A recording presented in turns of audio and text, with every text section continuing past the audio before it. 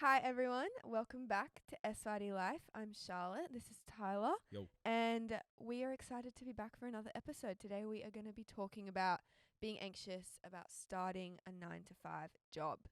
So get ready for that.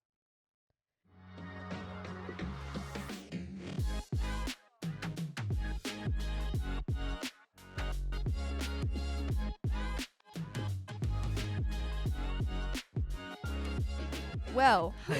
I feel like it's been so long. It has been a minute.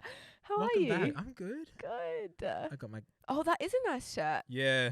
I am It looks like homemade. a big Uniqlo Oh fan. yeah. These are Uniqlo pants actually. Oh, come on. Yeah, I love Uniqlo. Me Should too. get Uniqlo on the podcast You know just what? as a You concept. know what it is though, for guys. What? It's the fit. Yeah, they just have nailed it, haven't they? Oh, like All of my guy friends such are a good fit. obsessed. They all have like a moment where they open their eyes and they see Uniqlo as a brand, and they're like, "I must buy everything." I will never shop Literally. anywhere ever again. It's crazy because there aren't Yeah. that many near where we live, but it kind of No. makes it the novelty Look, of it. I've got a local. I've got Hornsby. Is there one at Hornsby? Yeah, there is. Oh, It's the slay. only good thing at Hornsby Westfield. Yeah. Wow, and that is Kmart. good. But Mm. you just get one of every shirt in every colour. Yeah, and And all the you're done. pants, and the fact that you can like my favorite jeans are from there 'cause you can get them like tailored for free. Huh? You can get your jeans tailored for free, Huh? same day. Really? Yes, so you just like get ones that, like fit you around the waist or whatever, and then they like mine are always way too long, so they tailor them Oh, for free, same day. short girl problems. That's Yeah. amazing. Yeah, Also the tote bags the tote bags are good. or the bum bags Yes, those that I don't famous wear ones. around my butt. Yeah. But Well, anyway, I wanted Yeah. to talk to you about Ned Brockman. Mm, Because if you guys have missed in some way, shape, or form how Yeah. incredible this man is, he's he just finished. I've been insane. following it like a Yeah. hawk. I missed him finishing it this morning by 7 minutes. Wait, I thought he already finished. No, so he didn't make the Oh. record. He was supposed to be finished by 3 a.m. Monday, Yeah, okay. but his pace was like way Yep, far behind. yep. But like, it would take me Wait, over so 10 years how to many do that. Ks did he do 1,605 on that same track? on that same track, around that and is around a and around. recipe for insanity. It's crazy. I don't know how he's lost his mind. Did you sorry for all the feet people out there. Oh But my, did you see I know. how cooked his feet were? Yeah, he went up 3 shoe sizes. Like, Do you want to explain that?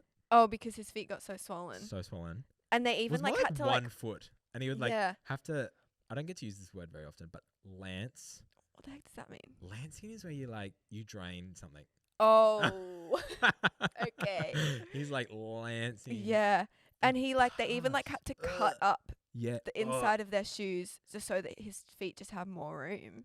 Here's the thing: like what he's done is incredible, but will he have like function of his feet Ever again? ever again? I don't know. Any physios out there? Is it worth it? What is it?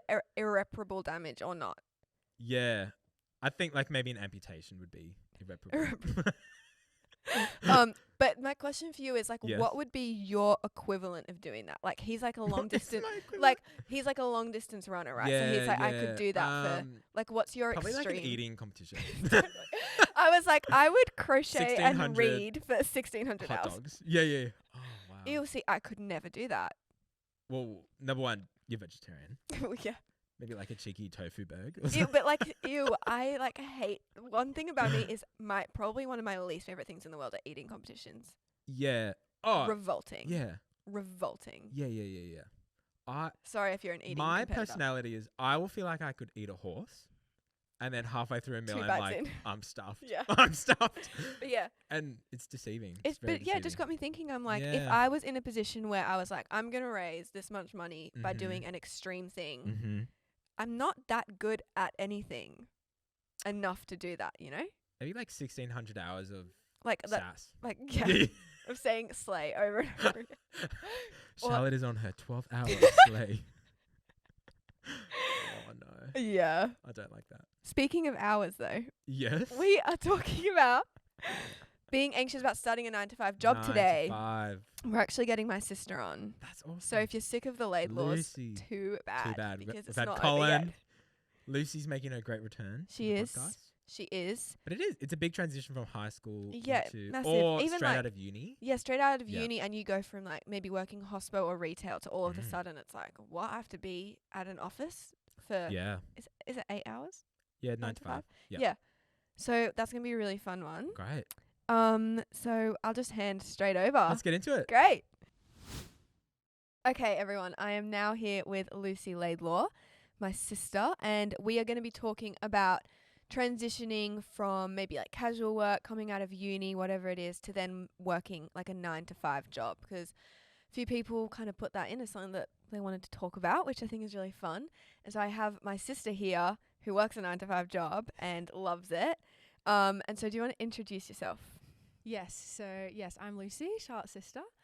And so about 2.5 years ago, I kind of graduated uni and moved from that, uni casual work environment into like a tech corporate environment. So I currently work at a telecommunications company. My official title at the moment is Associate Data Scientist, if that means anything to anyone. But essentially, I'm like solving problems for customers with data. Yes, so beautiful. And like also has like a healthy social life and does things all the absolutely. time. Yeah. Tyler and I were just talking about Ned Brockman, how he's just run 1,000 miles. And we were discussing like what our thing would be if we did like the equivalent, like Ned's a long distance runner. So he ran 1,000 miles.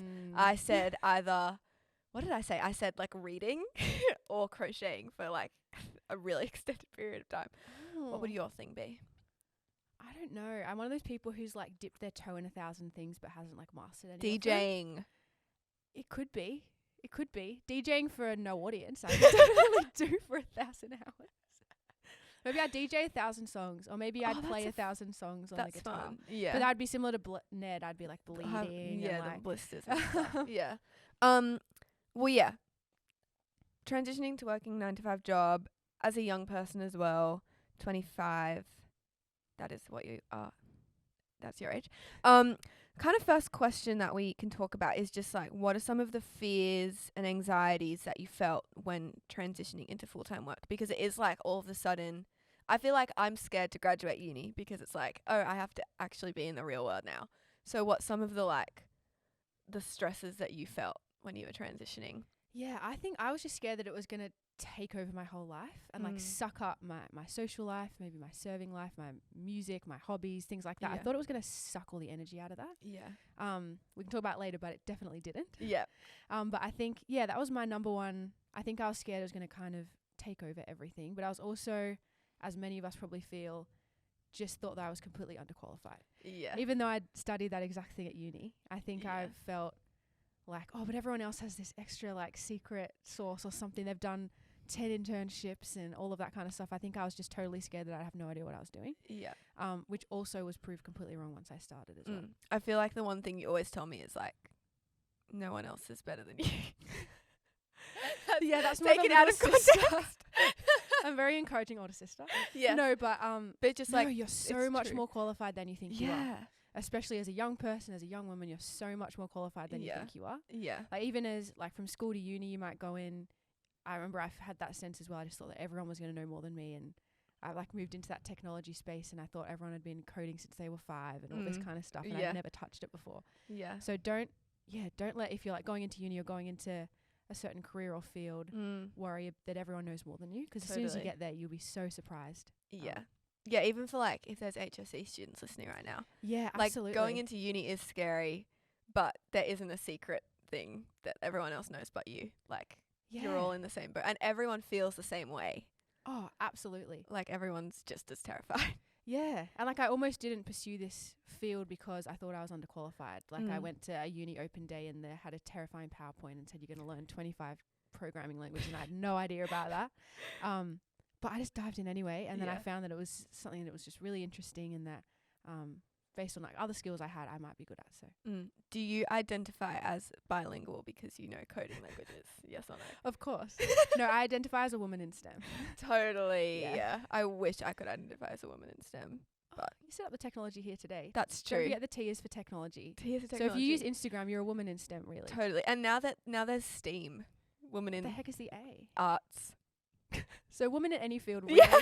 can join the club. Yeah. So everyone's welcome. Everyone's welcome. Yeah, I'd even say, like, back to the challenges thing, one thing I was maybe worried about was kind of like going into an environment where people have lots of different faiths, and it's kind of like you live in that bubble. Like I grew up in like a Christian school, go to church here. So that can be something that we're scared of, but I'd just say absolutely go for it. Like we can't reach the world. We can't reach these corners of the world if we're not in them. So if we're just too scared that maybe our faith will be pushed around, or that's kind of like the fire where it gets refined, I think. When you get to meet people from so many different walks of life and backgrounds, that's when your faith kind of strengthens, and you just feel this love for these people in the world who you never would have met. Totally. For me, growing up on the northern beaches, going to a Christian school. Yeah, I love it. Leaving the bubble. It's time. No, I've met the most fascinating people with the most interesting life stories. Like most people I work with didn't grow up in Australia, and they've just had the most adventurous lives overseas and grown up in all these corners of the world that I've never been to. Every single continent sits on my table. Yeah, it's amazing. But it just increases your love for people. It's like, oh, there's no certain type of person that God loves more. Yeah. Like God loves me the same amount as these people. How can I walk in as best I can with the fruit of the Spirit every day? Exactly. And just show that love to people. Yeah, I love that. Yeah. And it's just fun. Like that's cool. Yeah, like I want to exactly. know people. I want to know different people. I want to love people different. Like different to me, to my family. I think that's such an important point. But just like, did like the structure of your life change? Because obviously you go from maybe like shift work where you can like do nothing in the morning and then go to work at like midday. But like, how did the structure of your life change when it's 9 to 5? Because it just feels like so many extra hours of your week are gone. Yeah. But I mean, for me, the change actually gave me more space in my life. Even though I was working more hours, I went from doing, 4 subjects at uni, which your brain's always ticking. I need to do that assignment. I have this quiz coming up, and I'm walking to different buildings and different classes. And I was also doing like tutoring. So I was doing like academic tutoring. I was doing music tutoring, which was so much fun. But it's also, you're going to different places and you need to prepare all this stuff before you go into work. Yes. When you clock off, you might not actually be done because you're thinking about it, preparing for the next day. We both worked at Baker's Delight, which was really fun. I do miss Gotta Baker's be worrying. Delight. I'm worrying about that bread all the time. Yeah, exactly. But you don't know when your hours are going to be, and you're working on a Saturday, your friends are hanging out. So for me, the 9 to 5 actually gave me so much more capacity because of the added structure. It was like, and also most 9 to 5s these days are quite flexible. So I might do more of like a 9:30 to 5:30 or something like that as well. 8 to 4. 8 Whatever to 4. works. Yeah, I started off as 8 to 4, but I'm just slept in now. But, Lucy walks out the door to get to her 9 to 5 job at like 8:45, and I'm like, what the heck I'm is still going the on? first. It's okay. Wow. But yeah, essentially, I think it actually, if you're really worried about that, it actually is giving me so much more capacity. Because now I know, okay, I finish at 5 and then we go to trivia and stuff like that. Whereas I used to like tutor in those after hours times. Yeah. But now it's kind of during the day when I'm actually most ready to be working is when I'm working. It just gives routine. Yeah, it gives Stability. routine. But if you're worried about routine and stability, like I was. Yeah. There's just so much more room as well. I almost want to break that myth of like 9 to 5, you walk in, you sit down at your desk and you don't move. Oh, yeah. That during that time, there's so much flexibility and so much fun to be had. And you get coffee with all these different people and you go to these different events and you get to, dive into problems to solve. It's lots of fun as well. Totally. It's not just like The Office. It's not what The Office portrays. Although that does look kind of fun too. Yeah. And then, were there any unexpected challenges that came with 9 to 5? Like even like maybe you were working 9 to 5, but your friends were still working like casually, or like anything kind of in that vein, if there were any challenges that people might face. Yeah, I think it is definitely a transition. Yeah. Like at that time in my life, a few other things were changing at the same time. So I remember those first few months, I was like, whoa, okay. Like your body needs to get used to that energy of maybe waking up a bit earlier than you used to. And working in a longer. Yeah, working for a longer period of time. So I've almost like forgotten about that now. But I remember those first few months, there was that energy change, I think, that don't worry about that if you have that in the first few months, because it does go away. Yeah. And now I feel like I have just even more energy than I did before. Yeah. But the first few months it was like, well, okay, I'm going to bed tired. Might be going to bed a little earlier than I used to. Yeah. But now it's bounced back once you get used to it. Mm-hmm. So I think it was that. And yeah, and then you do have friends at kind of other stages. I probably started 9 to 5 like around the middle of my friend group, I'd say. Mm-hmm. So I'd seen people go there before, but yeah, then there's still like people who can go to the beach at 10 a.m. on a weekday. You know, there's a Yeah. bit of the like, oh, that would be cool. Yeah. But yeah, a lot of places you work from home half the time now, and so there's lots of Totally. flexibility that kind of came with that. But yeah, that energy challenge up front, I'd say don't be discouraged if you feel really tired all of a sudden when you first start. Yeah, totally. But your body gets used to it and you bounce back. Mm-hmm. Love that. And then I'm gonna throw a question at you that I didn't write down. What about You're assuming I read them. my sister, ladies and gentlemen? What about people that like know that they don't want to work a 9 to 5? Like already, like even like I know people in high school that are like, I mean, they haven't tried it, but it is like already like that is my worst nightmare. Like what about those people? Yeah, of course. Like there's so many different pathways. Yeah. Like if you know that you don't want to work that's awesome. Like there's so many opportunities to go into Mhm. trades and all sorts of creative Yeah. industry jobs. Yeah. I'd say that sometimes we can put a bit of like a stereotype on what a 9 to 5 is as well. Yeah. And it can be very different if you're working 9 to 5 in maybe like the banking and insurance industry compared to Yeah. maybe like a tech industry. Mm. So I'd encourage those people, maybe you're really creative and love graphic design. Yeah. Working a 9 to 5 in that industry will look very different. Totally. And can be very creative and free, and Yeah. you know, you see you Google the Even Canva Dolly Parton offices. worked a 9 to 5. Exactly.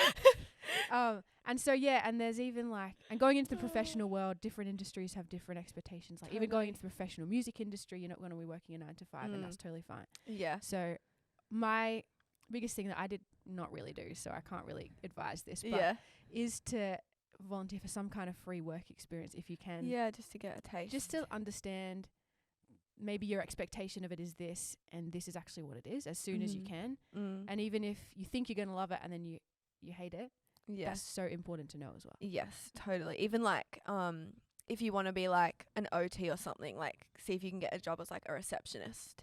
Like while you're doing uni or something, just so that you can like start networking even. Yeah. But just you get to see what the life is of it. Oh, exactly. Dip your toe into that world. Yeah. So that you can go, oh, I actually don't really like this, which is Yeah. totally fine. And then you can pivot to something else. Yeah. It's totally fine as well. Totally. And I think our generation especially is going to have so many different careers. Like Absolutely. my career might not even exist in 10 years. Yeah. It'll be something completely different. So. Yeah. Crazy. Yeah. Yeah. Life is long. You got so many options. And then the last kind of question is just what advice do you have for people who are going to start a 9 to 5 but just kind of feel a bit overwhelmed? I reckon just like, there's nothing you can do about that scaredness before you start. Yeah. I like still remember the Sunday at church before I started, and like such a familiar environment. I was like, wow, tomorrow I have no idea what this is going to look like. Yeah. But as soon as you get there, it's like, oh, like Yeah. you'll meet people and it'll be so much more kind of chill than you're expecting. I can almost guarantee. And I'd say, I'd say just try and be excited about it. I mean, the first week you're going to be so tired. I remember the first day I was so tired when I got home. Everyone went to bed at like 8 p.m. from my like cohort that started on the same day. But yeah, we're with you if you need. Yeah. Find people in your world who maybe have gone into it and experienced it a few years before you to chat to as well. Yeah. And if you're about to start, once you're there, just meet as many people as you can. Yeah. Like in so many corporates, just get coffee with people. They love it. Yeah. I mean, you'll hear all this on your first day too, but Yes. yeah, I think don't put the pressure on as well of like, I need to prove myself immediately. I think that's something I put on myself of like, I need to be excellent immediately and prove myself immediately that I'm meant to be here and that I'm qualified for this. Yeah. But you actually don't need to. You've been chosen for a reason. Yeah. And even as you go through the application process, just be yourself, because you'll end up finding the right fit that they're looking for. And then you don't need to put on a facade once you get there. Totally. Because that would be the exhausting, draining part if you can't be yourself the whole time.